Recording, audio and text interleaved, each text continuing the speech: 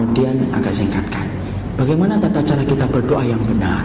Karena kita tadi sepakat doa itu adalah ibadah dan tauqifiyah.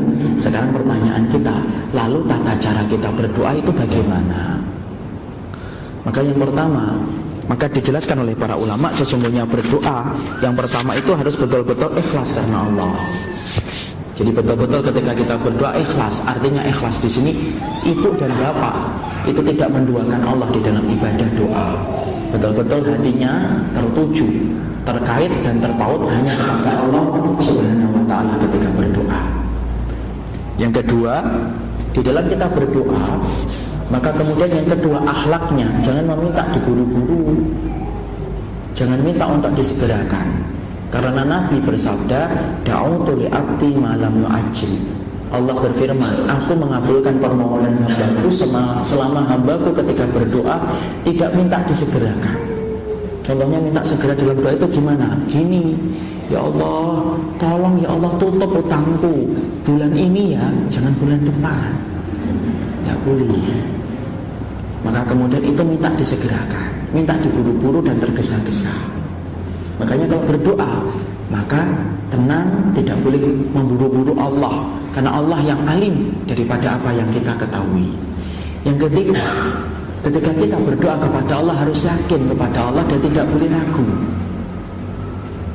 Contohnya ikfirli in syi'ta, ya Allah ampuni saya ya Allah. Kalau engkau berkehendak, kalau tidak berkehendak tidak apa-apa, ya enggak boleh. Kalau sudah berdoa ya harus yakin, ya Allah kasih aku ya kesehatan.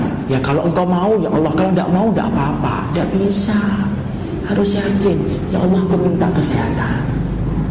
Itu azam di dalam doa ya. Kemudian yang berikutnya, di dalam kita berdoa maka mulailah dengan Asmaul Husna. Karena Allah mengajari kita di dalam surat Al-Fatihah bagaimana ketika kita berdoa harus memuji Allah. Perhatikan ibu-ibu dan bapak, ihdinas siratal mustaqim itu ayat yang keberapa? Ayat yang kelima. Ayat yang kelima didahului apa? Bismillahirrahmanirrahim, alhamdulillahirabbil alamin, arrahmanirrahim, maliki yaumiddin, iyyaka na'budu wa iyyaka nasta'in, ihdinas siratal mustaqim. 4 ayat ini menceritakan tentang pujian kepada Allah dan salah satunya menetapkan ubudiyahnya kepada Allah dan menguasai hari pembalasan. Tapi perhatikan, baru yang ayat yang kelima itu ihdinas siratal mustaqim, itu mengajarkan kepada kita, Masya Allah, kalau sebelum berdoa puji Allah. Makanya di antara pujian kita kepada Allah itu apa? Menyebutkan Asmaul Husna. Allah itu paling senang kalau disebut dengan Asmaul Husna. Ya Rahman, Ya Rahim, Ya Malik, Ya Qudus, Ya Salam, Ya Muhaimin, Ya Aziz, Ya Jabbar. Yang berikutnya, di dalam kemudian kita berdoa, yaitu adalah kemudian setelah kita dengan Asmaul Husna, yang berikutnya yaitu bersalawat kepada Rasulullah Sallallahu Alaihi Wasallam. Allahumma sholli ala Muhammad wa ala ali Muhammad. Kenapa? Karena salawat itu yang menjadikan doa kita mustajab di sisi Allah. Yang berikutnya di dalam kita berdoa, yaitu adalah memohon ampun kepada Allah terlebih dahulu. Banyak-banyak minta permohonan ampun kepada Allah.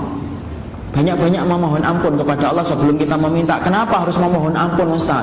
Iya, kalau antum, saya berdoa tidak memohon ampun, maka dosa-dosa yang masih nempel ke kita itu yang menjadikan doa kita menjadi tidak mustajab. Kenapa? Dosa dan maksiat itu menutup pintu langit.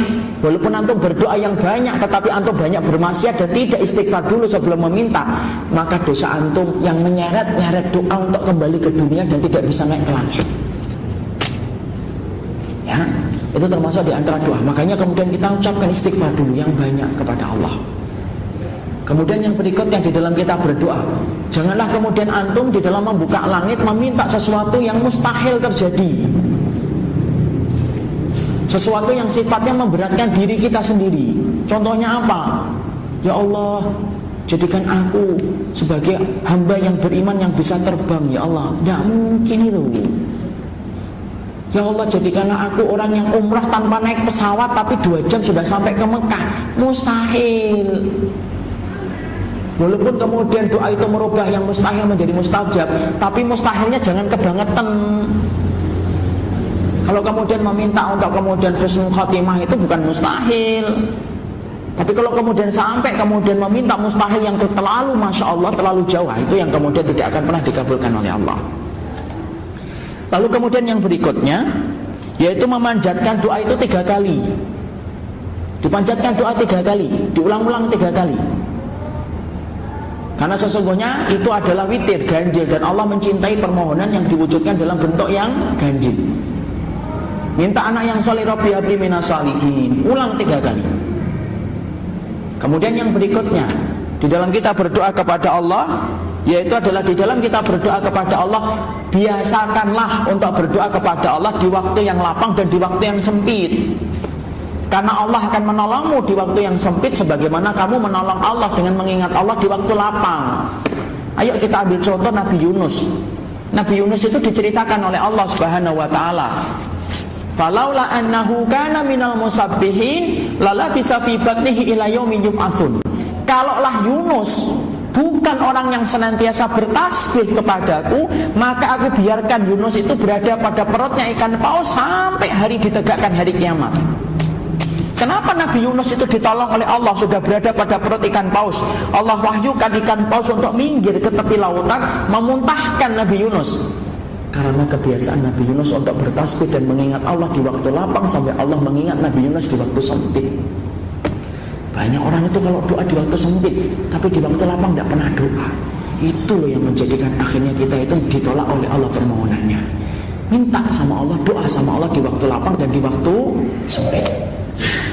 Kemudian yang berikutnya mengangkat tangan.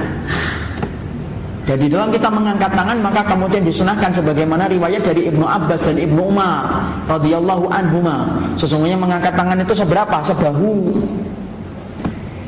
Maka kemudian sebahu begini kita kemudian berdoa kepada Allah. Tidak boleh rendah, lebih rendah daripada itu, dan tidak boleh lebih daripada itu. Karena ternyata kalau kita perhatikan, seluruh agama-agama yang batil pun punya tata cara di dalam mengangkat tangan. Ada yang begini, ada yang begini, ada yang kemudian begini-begini. Itu semuanya batil. Yang kemudian hak di sisi Allah ketika engkau berdoa itu mengangkat tangan. Dan di antara faedah yang disampaikan ulama, kenapa kita mengangkat tangan gini? Apa faedah tauhidnya? Itu menanamkan kepada kita sebuah ilmu bahwasanya Allah itu bukan di mana-mana, tetapi Allah itu di atas arsy. Makanya begini. Coba kalau kemudian Allah di mana-mana, kita bingung ngeletakkan tangan. Cari di mana Allah. Tapi karena Allah itu di atas arsy, maka kemudian kita begini. Kenapa? Allah di atas, yaitu di atas arsy. Ya, Allah itu di mana-mana bukan zatnya, tetapi Allah di mana-mana itu apanya? Ilmunya, tapi zatnya di atas arsy-nya Allah Subhanahu wa taala, azza wa jalla. Kemudian setelah kita kemudian berdoa mengangkat tangan, maka kemudian tidak disunahkan untuk mengusap wajah. Ya. Lalu kemudian kita diperintahkan untuk memilih waktu yang mustajab. Ya, memilih waktu yang mustajab. Sebelum kita menerangkan tentang waktu yang mustajab untuk membuka pintu langit, maka perhatikan dulu. Maka perhatikan dulu bahwasanya mengangkat tangan itu ada 4 metode, sebagaimana yang dijelaskan oleh Imam Al-Syekh Utsaimin. 1, antum berdoa tapi tidak boleh mengangkat tangan. Kapan antum berdoa tidak boleh mengangkat tangan? Yaitu ketika antum salat, sujud, dan kemudian membaca doa ketika tasyahud. Jangan mengangkat tangan. Pertama, susah. Yang kedua, batal salatnya. Kenapa? Doa di dalam sujud boleh atau tidak? Boleh. Sujud kemudian doa di dalam tasyahud akhir. Ingat loh, di antara waktu yang mustajab itu apa? Yaitu ketika habis membaca tasyahud akhir, innaka hamidum majid. Jangan buru-buru salam, nikmati. Saat itu kamu masih terikat kuat dengan Allah. Minta yang banyak kepada Allah. Setelah selesai dengan hajat antum baru salam. Habis salam sholat, zikir. Habis zikir, selesai. Karena Syekh Utsaimin menerangkan waktu yang mustajab yang dikatakan Nabi habis sholat itu bukan artinya habis salam, tapi sebelum salam, setelah kamu membaca tasyahud akhir. Jangan mengangkat tangan, batal. Yang kedua, mengangkat tangan. Kapan kita mengangkat tangan? Yaitu ketika doa permohonan di waktu-waktu yang mustajab. Yang mengangkat tangan gini, kapan? Antara adzan dan iqamah. Ketika kemudian turunnya hujan, ketika safar, sepertiga malam yang terakhir, 1 jam sebelum tenggelamnya matahari, maka kemudian kita mengangkat tangan. Bagaimana dengan doa ibadah, Ustaz? Doa ibadah itu apa? Masuk masjid, keluar masjid. Masuk kamar mandi, keluar kamar mandi. Sebagian para ulama mengatakan kalau doanya itu doa ibadah, maka tidak perlu mengangkat tangan. Masuk kamar mandi, Allahumma inni a'udzubika minal khubus, enggak. Keluar kamar mandi, ghufranaka, enggak usah angkat tangan. Karena apa? Doa ibadah. Doa itu dua, doaul masalah, doaul ibadah. Doaul masalah itu apa? Masalah itu diambil dari kata sa'ala yas'alu, artinya meminta. Kalau doa ibadah, doa yang antum panjatkan karena rutinitas ibadah yang dikerjakan. Ya, makanya kemudian tidak perlu mengangkat tangan doa ibadah, sebagian keterangan dari para ulama. Yang ketiga, mengangkat tangan tinggi-tinggi. Kapan kita mengangkat tangan tinggi-tinggi? Yaitu ketika dalam keadaan ibtihal, genting, darurah. Itu mengangkat tangan tinggi-tinggi sebagaimana sholat istisqa. Yang keempat, telunjuk ini membuka langit dalam doa kapan? Ketika sang khatib sedang khutbah. Gini. Khatib Jumat ketika khutbah begini, karena inilah cara untuk kemudian berdoa bagi seorang khatib. Ya, jadi kemudian itulah yang kemudian kita kerjakan di dalam kita membuka pintu langit. Masya Allah, walaupun antum lemah, tapi Allah berikan kekuatan.